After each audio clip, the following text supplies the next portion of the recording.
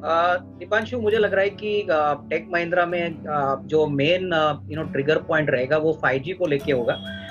अभी recent reports आए हैं कि गवर्नमेंट ने स्पेक्ट्रम वोडाफोन और भारती को एलोकेट किया है और रिलायंस को एलोकेट किया है। तो ये अभी एक रोड मैप बनेगा सारी कंपनीज को 5G में ज़्यादा इन्वेस्टमेंट्स करने के लिए। और Tech Mahindra telecom sector vertical में बहुत ही एक वेल एस्टेब्लिश प्लेयर है। 5G का जो भी रोल आउट होगा इसमें हमको लग रहा है कि काफ़ी फायदा टेक महिंद्रा को होगा, क्योंकि हार्डवेयर रिक्वायरमेंट्स, सॉफ्टवेयर रिक्वायरमेंट्स ये सप्लाई करते हैं। ज़्यादातर सॉफ्टवेयर में ही ये प्रेजेंट है।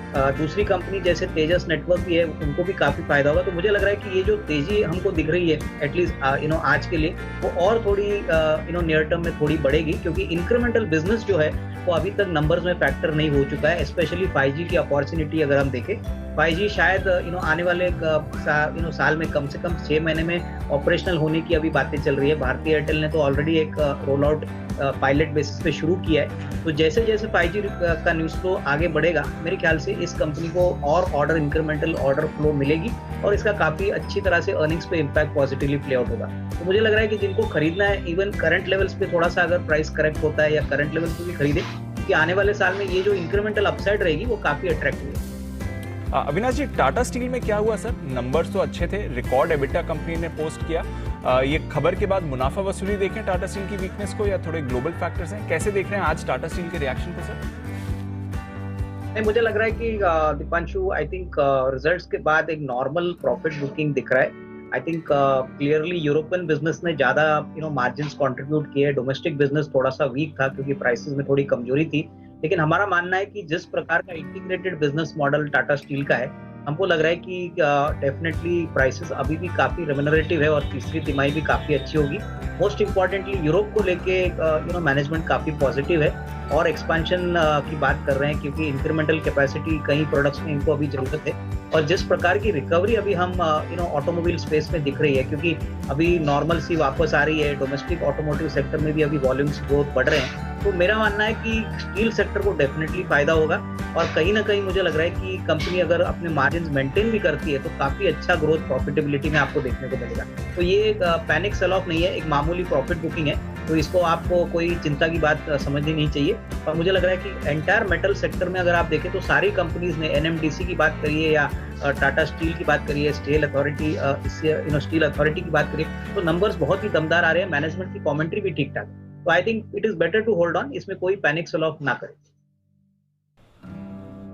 इनफैक्ट दीपांशु, नंबर्स तो काफी वीक आएंगे, लेकिन आई थिंक जो आने वाला क्वार्टर है, दैट इज थर्ड क्वार्टर, यहाँ पे दशहरा और दिवाली में होपफुली हमको लग रहा है कि कहीं ना कहीं वॉल्यूम ग्रोथ में थोड़ा पिकअप होने की पॉसिबिलिटी रहेगी। बट सबसे बड़ा मुद्दा मार्जिन आउटलुक पे रहेगा, क्योंकि स्टील की कीमतें काफी बड़ी है।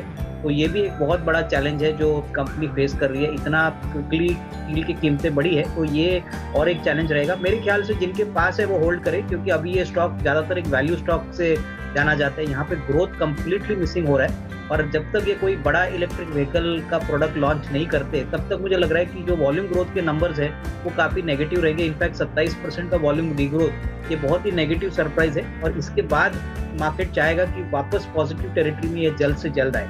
तो मेरे ख्याल से फ्रेश बाइंग बिल्कुल न करें, लेकिन जिनके पास है वो होल्ड करे। इस स्टॉक में हो सकता है कि कल नतीजे के बाद जो मैनेजमेंट कमेंट्री आएगी मार्जिन आउटलुक पे, वॉल्यूम ग्रोथ पे, वही स्टॉक को आगे फॉरवर्ड डायरेक्शन देगी। और तब तक मेरे ख्याल से नतीजों तक इन्वेस्टर्स को वेट करना चाहिए। नतीजों तक इन्वेस्टर्स को वेट करना चाहिए। अविनाश जी, कैसे देखें इन नंबर्स को? वोडाफोन आइडिया के सर रेवेन्यू 9152 करोड़ से घटकर 9109 करोड़, लॉस 7319 करोड़ से घटकर करीब 7130 करोड़ और आरपू 104 से बढ़कर 109 सर। आई थिंक दीपांशु, अगर आरपू का नंबर देखें तो वही एक पॉजिटिव सरप्राइज है कि इन्होंने आरपू काफी अच्छी तरह से बढ़ाया 109 रुपये तक।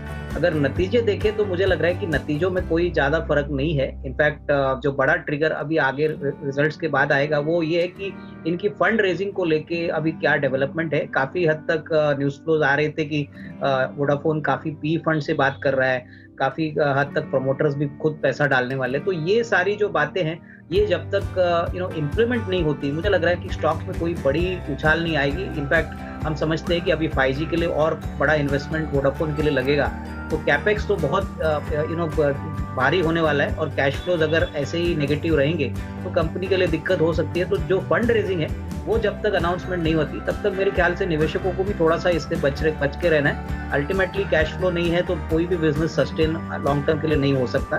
तो फंड रेजिंग जब तक अनाउंस नहीं होती तब तक मेरे ख्याल से होल्ड ही करें।